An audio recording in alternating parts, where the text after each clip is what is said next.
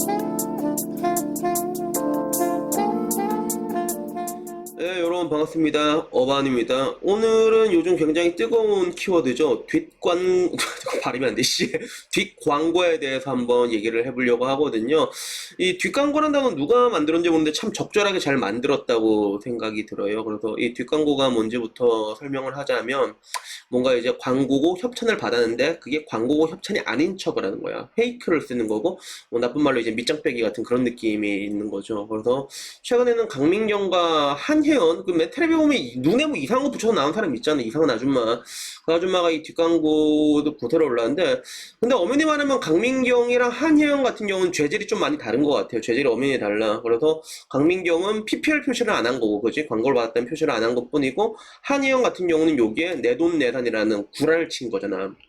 그래서 여기에 대한 죄질은 약간 다르다고 본 건데, 근데 문제는 이런 뭔가 이게 내돈내산 혹은 이런 뒷광고 같은 것들 페이크를 쓰는 게, 알고 보니 이제 너나 할 것 없이 굉장히 많은 사람들이 이게 다 하고 있었던 것들이죠. 그래서 그것들을 밝혀낸 게, 어떻게 보면 이제 유튜버 되게 소란주 올린 분으로 유명한 분 계시거든요. 이렇게 참 하시는 분 계시는데, 그분이 어떻게 보면 이제 쏘아 올린 작은 공인데, 이게 작은 공이 아니라 존나 큰 공을 쏘아 올린 거지. 그래서 지금 와도 이게 되게 시끄러운데, 우선 저는 뒷광고에 대해서 한번 얘기를 하자면, 이거는 뭐 하루 이틀 일이 아닌 것 같아요. 하루 이틀 일이 아니고, 내가 네이버 했을 때도 네이버 블로그 때부터 이게 시작이 됐어요. 그래서 네이버 블로그에서도 뭐 공동구매하면서도 좀 약간 영향력 있는 블로거들이 이게 좋다고 구라를 치는 거지. 알고 보면 그 공동구매 하나하나에 커미션을 받아가지고 그냥 파는 거거든요.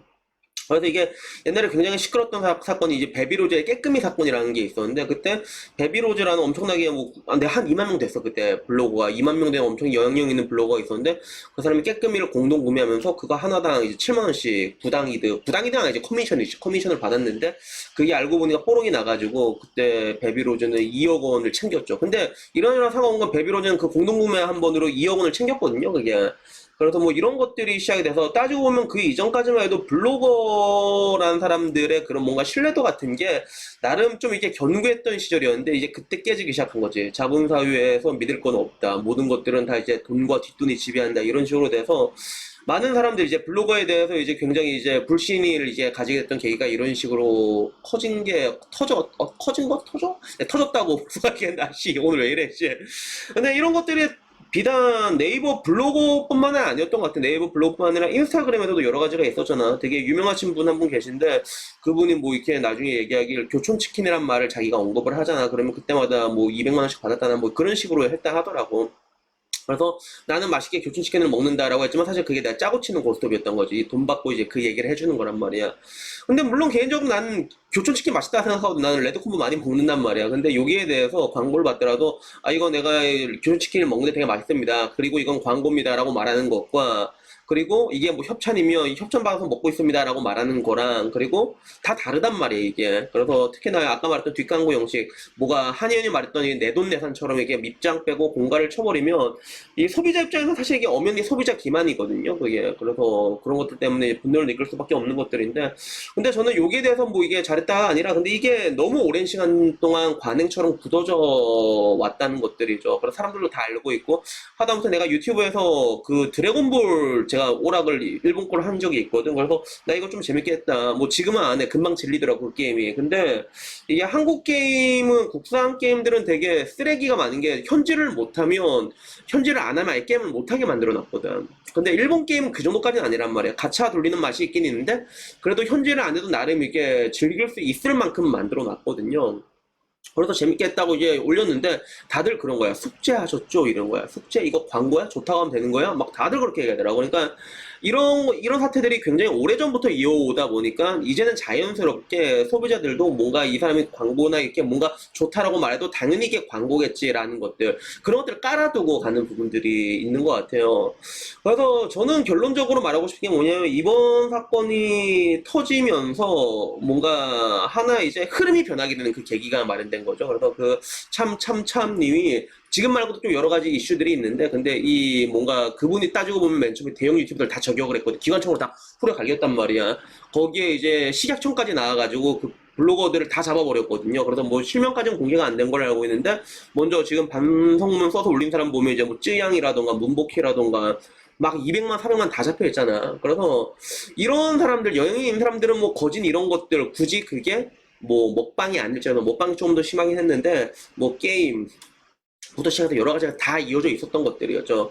근데 그런 것들이 다들 공공연한 관행처럼 굳어지고 있었다면 이번 계기로 인해서 이제 그 흐름 자체가 싹 변하게 되는 것들. 이거 어떻게 보면 군대에서 말하는 샘플 같은 거죠. 샘플. 그 샘플 같은 사건이 터지게 된 거예요. 그래서 이거 내가 봤을 때는 오늘까지 괜찮아. 오늘까지는 괜찮은데 이제 내일부터 똑같은 사건이 벌어지나. 그러면 그 새끼는 진짜 좆되는 거야. 알았죠? 이런 느낌이라고 해야 될까? 제가 본 관점이.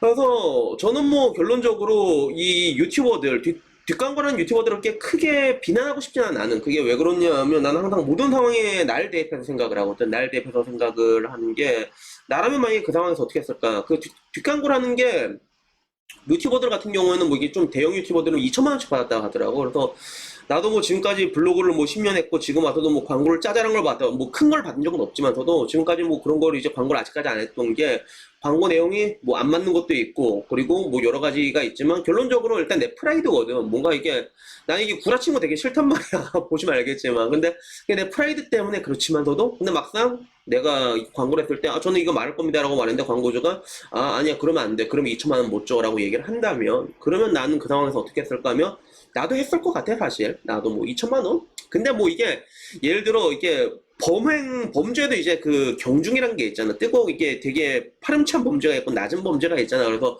뭐 대표적으로 엄청 심한 범죄라고 하면 그런 것들 그 순진한 덕자를 등쳐먹은 턱형 이 새끼 이런 것처럼 그 정도면 이제 못 나오는 게 맞지. 매장시킨 게 맞는 건데 근데 아까 말한 이런 뭔가 뒷광고 같은 경우는 혹시라도 내가 걸리더라도 죄송합니다 하면 싹싹 빌면 그러면 그냥 넘어갈 수도 있다. 왜? 관행처럼 모든 사람들이 다 하고 있으니까.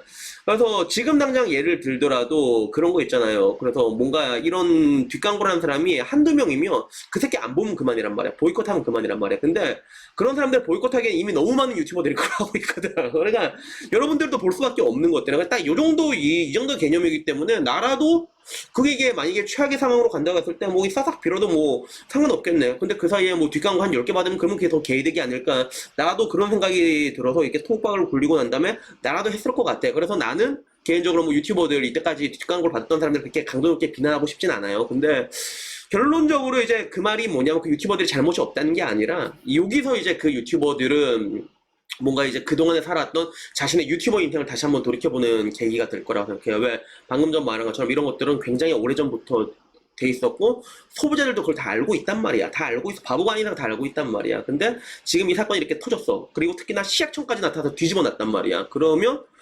그동안 과거에 유튜브 행동을 어떻게 착실하게 했는가? 아니면 맨날 뭔가를 걸렸던가? 아니면 뭐 이렇게 뭔가 구독자들의 으름장을 놨다거나 여러 가지 그동안 자기가 걸어왔던 그런 뭔가 크리에이티브로서의 길들 있잖아. 그래서 그게 좀 이제 셔터벅이면 여기서 더 큰 욕을 먹을 거고 그게 그래도 올바랐다면 그냥 들먹고 넘어갈 거란 말이에요. 그래서 딱 요 정도의 일이라고 생각을 합니다.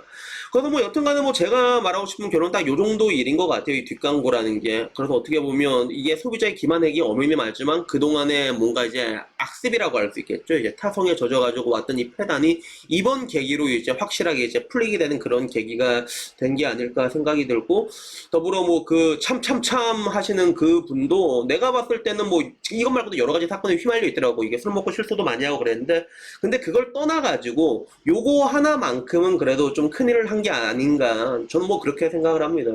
그래서 뭐 여튼 오늘은 뒷광고에 대해 가지고 뭐 제가 느끼고 있는 부분들에 대해서 한번 얘기를 해봤습니다. 뭐 여러분들이 느끼고 있는 부분들은 어떤 건지 모르겠지만 뭐 여러분 중에서도 뭐 저처럼 생각하시는 분들 좀 많을 거라 생각이 듭니다. 여튼간에 뭐 오늘 영상 여기까지고요. 내일은 뭐 조금 더 재밌는 영상으로 찾아뵙도록 하겠습니다. 이상입니다. 감사합니다.